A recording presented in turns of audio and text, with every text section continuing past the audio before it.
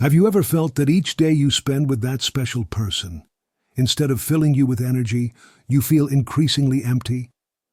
Have you noticed how, little by little, you drift away from who you truly are just to keep a relationship afloat? If something inside you is resonating right now, it's no coincidence that you found this video today. I'm speaking to you as someone who has walked that path and found in the teachings of Carl Jung, one of the most brilliant psychologists of all time, the answers many of us seek when love, instead of elevating us, plunges us into an abyss of confusion and pain. Before we continue, if you're new to the channel, I invite you to subscribe and hit the notification bell. Here we talk without filters about those uncomfortable truths that nobody dares to tell you, but that can completely transform your life. And if you're already part of this community, you know that each video is an opportunity to rediscover yourself and reconnect with your essence. Carl Jung, in his extensive exploration of the human psyche, left us a fundamental lesson. Often, the relationships that hurt us the most are precisely those that reflect parts of ourselves that we don't want to see, or that we have repressed. Jung called this the shadow, that dark part of our personality that contains everything we reject or deny about ourselves. But what does the shadow have to do with that love that only causes you pain? Absolutely everything. Because according to Jung, when we don't recognize our shadow, we tend to project it onto others, especially in our most intimate relationships. Thus, that person who makes you feel insignificant could be activating your own fear of not being enough. That controlling love could be reflecting your own need for control that you don't dare to admit. The first sign that Jung warns us about a love that only hurts is the gradual loss of your identity. Think about it. How many times have you changed your plans, your tastes, or even your opinions just to please that person? How many times have you bitten your tongue to avoid conflict, sacrificing your truth in the process? This slow but constant erosion of who you are is not love. It's a subtle form of denying yourself. And as Jung taught, every time you deny yourself, you're feeding an imbalance that, sooner or later, will manifest as anxiety, depression, or even physical illness. He who looks outside dreams. He who looks inside awakens, said Jung. And it's precisely that inner gaze that you need when you feel that a love is consuming you instead of nurturing you. The second sign is emotional dependency. Jung understood that the most destructive relationships are those in which one completely depends on the other for validation and sense of worth. When your happiness, your security, and your self-esteem are completely tied to how that person treats you, you've fallen into what Jung would call an unconscious identification. Have you asked yourself why, despite the pain, it's so difficult for you to walk away? Jung would explain that you have projected essential parts of yourself onto that person, and by letting them go, you feel as if you were losing those parts. It's as if that person were the custodian of something that belongs to you, something you believe you cannot recover if the relationship ends. This reminds me of Sarah, a follower of the channel who wrote to me a few months ago. She had been in a relationship for 5 years with a man who constantly belittled her, who made her feel that no one else could love her, and yet the idea of leaving him caused her paralyzing terror. What Sarah didn't see was that she had deposited all her personal power in her partner's hands. She had forgotten that her worth didn't depend on anyone's validation, but her own. The third sign of a love that only hurts is the constant feeling of walking on eggshells. When you live perpetually in fear of saying or doing something wrong, when you constantly anticipate your partner's negative reaction, you're trapped in what Jung would call a relationship dominated by the inferiority complex. In these types of relationships, there is a fundamental imbalance of power. One side dominates and the other submits. And the most dangerous part is that over time, this pattern becomes normalized. You begin to believe that you deserve to be treated this way, that this is the price you must pay to be loved. Jung warns us that when we accept being less than we are to maintain a relationship, we are denying ourself, our true essence. and it's impossible to build an authentic and nurturing love from the denial of oneself. The fourth sign, and perhaps one of the most painful, is the constant presence of emotional manipulation. Jung deeply understood how psychological control mechanisms work. When your partner uses tactics such as prolonged silence, subtle humiliation, comparison with others, or emotional blackmail, they're not expressing love, they're exercising power. This manipulation is designed to keep you in a state of insecurity and dependence, because someone who truly loves you would never seek to diminish you to feel superior. True love, according to Jung, is that which invites you to be your most authentic and complete version. Do you recognize any of these signs in your relationship? Perhaps at this moment you're feeling a mixture of clarity and resistance. That resistance, that voice that tells you, but there are good moments or nobody is perfect, is also part of the pattern that Jung identified. It's your mind trying to protect you from the pain of change, clinging to the familiar, even if the familiar is slowly destroying you. The fifth sign that Jung would teach us to recognize is the absence of emotional reciprocity. In a healthy relationship, there is a natural flow of giving and receiving. Both parties feel seen, heard, and valued.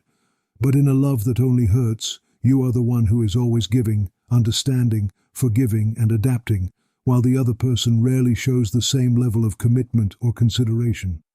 This lack of reciprocity is not an accident or a passing phase. It's a reflection of a fundamental imbalance in how both view the relationship. For your partner, the relationship is primarily a source of personal benefit. For you, it has become a mission, a constant test of your worth. Jung also warns us about another crucial sign: progressive isolation. Have you noticed how, little by little, you've been moving away from friends and family? How you spend less and less time in activities that used to excite you? How your world has been shrinking until that person has become your only reference point? This isolation is not a coincidence. It's a direct consequence of being in a relationship that consumes your vital energy. On one hand, it can be a deliberate control strategy by your partner. On the other, it can be your own unconscious response.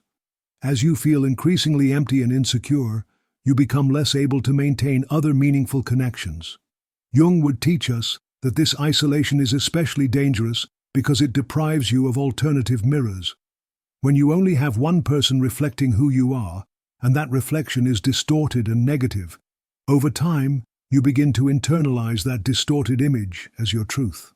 The seventh sign that Jung would identify in a love that only hurts is the constant feeling of not being enough. This is perhaps the deepest wound that a toxic relationship leaves. The deep-seated belief that no matter what you do or how much you change, you will never truly be worthy of love. Jung understood that this feeling of insufficiency doesn't come from nowhere. Often it has roots in our early experiences, in childhood wounds that haven't healed, and a toxic relationship is expert at finding precisely those wounds and deepening them. I remember the case of Michael, another follower of this channel who shared his story. He grew up with an extremely critical father, for whom nothing Michael did was ever good enough.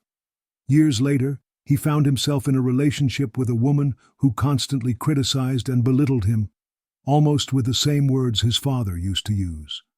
What Michael didn't see was how he had unconsciously recreated the same painful pattern, seeking, on some level, to resolve that original wound.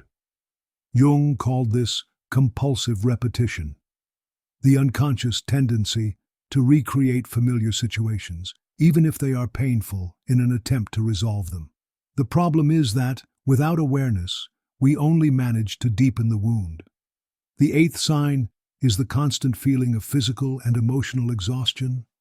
Jung deeply understood the connection between our psyche and our body. When you're in a relationship that drains your vital energy, your body will eventually begin to manifest signs of this imbalance.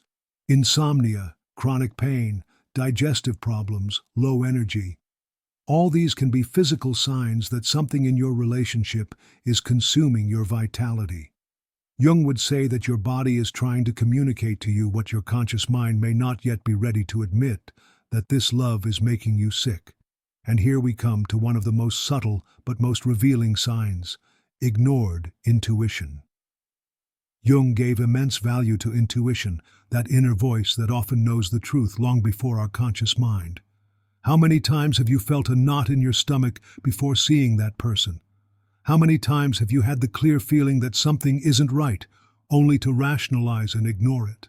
How many times has your intuition whispered to you that you deserve something better, that this is not the love you are meant to live? Jung would tell us that this intuition is not a random voice. It's your unconscious communicating with you, trying to guide you toward your well-being. When we consistently ignore this inner voice, we disconnect from one of our most valuable compasses. The 10th sign, and perhaps the most definitive, is the loss of self-respect. Jung understood that self-respect is not simply feeling good about oneself. It's a deep recognition of your inherent dignity as a human being. When you allow behaviors that deep down you know are disrespectful or harmful, when you justify mistreatment or minimize it, you're sending a powerful message to your unconscious that you don't deserve to be treated with dignity and respect. And as Jung would teach us, what you allow persists. Each time you accept less than what you deserve, you're establishing a new standard, one that will become increasingly difficult to raise. Now, if you've identified several of these signs in your relationship, it's natural to feel a mixture of clarity and fear. The clarity comes from finally recognizing what perhaps you have intuited for a long time. The fear comes from uncertainty. What comes next? Jung would offer us a transformative perspective here. For him, recognizing these painful truths is not an end, but the beginning of a journey toward integration and individuation. It's the first brave step toward reclaiming yourself, toward recovering those parts of you that you have ceded or denied in this relationship. The process that Jung proposed was not simply to end the toxic relationship, although this is often necessary for your well-being, but to use this experience as an opportunity for profound self-discovery, because that person who has caused you so much pain is also showing you, like a mirror, aspects of yourself that need attention and healing. Here are some Jungian questions you could ask yourself. What deep need are you trying to satisfy through this relationship? What old wound are you unconsciously trying to heal? What part of yourself have you projected onto this person? What aspect of yourself have you denied or repressed, and now see reflected in them? What does this relationship teach you about your own boundaries, your worth, and your capacity to love yourself? For Jung, these questions are not mere intellectual exercises. They are doors to a deeper understanding of your psyche, to a reconnection with your true self. And here we arrive at what is perhaps the most powerful message that Jung would offer us about loves that hurt. That even the deepest pain can be a path to transformation. That every relationship, even the most destructive ones, contains lessons that, if we are willing to learn, can lead us toward greater integrity and authenticity. This doesn't mean you should remain in a relationship that hurts you. On the contrary, Jung deeply valued psychological health and understood that sometimes the most loving action you can take toward yourself is to move away from what harms you. But it means that you can transform even this painful experience into a catalyst for your growth. That you can use this moment of clarity as a turning point, as the beginning of a journey toward a more authentic love, starting with love for yourself. Because as Jung taught us, we cannot give what we do not have. We cannot receive true love if we do not love ourselves first. And sometimes, the bravest act of self-love is to say no more to what diminishes you. I remember Laura, a follower who after years in an emotionally abusive relationship found the courage to leave. It wasn't easy. There were days when the loneliness seemed unbearable, when the temptation to return to the known, even if it was painful, was overwhelming. But Laura did something extraordinary. She turned her healing process into a journey of self-discovery. She began to reconnect with parts of herself she had abandoned. She rediscovered forgotten passions. She established healthy boundaries.